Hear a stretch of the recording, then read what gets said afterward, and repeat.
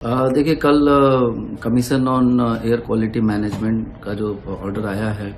उसके क्रम में ग्रैब 3 लागू हो गया और उसी आदेश के क्रम में गौतम बुद्ध नगर में भी सारे जितने स्टेक होल्डर्स हैं सबको निर्देशित किया गया है, चाहे वो प्राइवेट सेक्टर के लोग हों या गवर्नमेंट सेक्टर के लोग हों। अब काफ़ी स्ट्रिक्ट कंप्लायंस की बात आ रही क्योंकि ऑलरेडी हमारा जो एयर क्वालिटी इंडेक्स है वो काफ़ी बढ़ता जा रहा है और इससे आप देख रहे होंगे कि बाहर भी बहुत ही वातावरण में स्मोक काफ़ी दिख रहा है। इसको लेके जो कल शाम से जो लागू किया गया उसमें मुख्य रूप से हमारी जो कंस्ट्रक्शन एक्टिविटीज़ हैं उन पे काफ़ी हद तक प्रतिबंध लगाया गया। कुछ कैटेगरीज को छोड़ के, जैसे जो नेशनल इम्पोर्टेंस के प्रोजेक्ट्स हैं, चाहे वो मेट्रो का प्रोजेक्ट हो या हाईवेज हो या जो हमारे एयरपोर्ट का काम चल रहा है, इसके अलावा जो इसेंशियल प्रोजेक्ट्स हैं हेल्थ सेक्टर के, उन प्रोजेक्ट्स को एग्जाम्प्ट किया गया है। लेकिन इस कंडीशन के साथ एग्जाम्प्ट किया गया है कि वहाँ पर भी हमारा जो ग्रैब के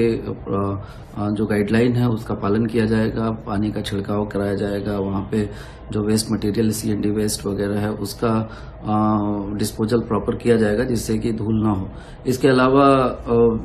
बहुत ही स्ट्रिक्ट कंप्लायंस की बात आई है कि मैकेनिकल स्वीपिंग कराया जाए, स्प्रिंकल छिड़काव वगैरह कराया जाए और कूड़ा कहीं पे न जले, कूड़ा जलाने पे जुर्माना भी लगाया गया है और आगे भी स्ट्रिक्टली इसको फॉलो किया जाएगा। एडवाइजरी ये भी जारी की गई है कि जो अनावश्यक लोग गाड़ियों से बाहर घूमते हैं, अगर बहुत आवश्यक ना हो तो गाड़ी का प्रयोग कम करें, पब्लिक ट्रांसपोर्ट सिस्टम का ज़्यादा से ज़्यादा प्रयोग करें।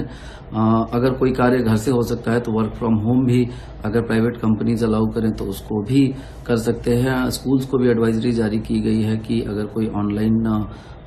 मेथड से पढ़ाई करा सकते हो तो उस पर भी विचार करें। तो ये बहुत सारे डायरेक्शंस कल जारी हुए हैं और अगले कुछ दिनों तक अभी ये सारे डायरेक्शंस प्रभावी रहेंगे और हम लोग को उम्मीद है कि इन डायरेक्शंस के बाद से हमारा जो एयर क्वालिटी है वो सुधार होगा। पराली को लेकर भी कोई एक्शन प्लान? हाँ, पराली को लेकर के हम लोग काफी दिनों से बहुत लगातार जागरूकता का कार्यक्रम कर रहे हैं और इसमें जो हमारा जो प्रोन एरिया है जहाँ पे पराली की ज्यादा शिकायत आती है, जेवर का ज्यादा एरिया है, कुछ दादरी का भी क्षेत्र है, तो वहाँ पर किसानों से पिछले 1-1.5 महीने में हम लोगों ने लगातार संवाद स्थापित किया है। उनको ये संदेश देने का प्रयास किया गया है कि पराली जलाना दंडनीय अपराध है और कोई भी अपने खेतों में पराली न जलाए, उसको कंपोस्ट कर दे या उसको चारे के रूप में प्रयोग कर सकते हैं। इसके अलावा डीकम्पोजर भी बहुत बड़ी संख्या में हम लोगों ने डिस्ट्रीब्यूट किए हैं कि अगर खेत में पराली वेस्ट रह जाता है तो उसको डीकम्पोज वहीं कर सकते हैं, खाद का भी काम करता है। अभी हमारे यहाँ पे 4 पराली की घटनाएं कन्फर्म हुई हैं इस सीजन में। वैसे तो 9 घटनाएं रिपोर्ट हुई थी सैटेलाइट से, लेकिन उसमें 1 घटना अन्य जनपद की थी और 4 घटनाओं में कूड़ा जलने की बात आई थी और 4 पराली की। तो हम लोग हर तरह से अलर्ट हैं, चाहे वो कूड़ा हो या पराली हो, कुछ भी न जलाया जाए। इसके लिए तीनों अथॉरिटीज से और हमारे जो भी स्टेक होल्डर्स हैं, चाहे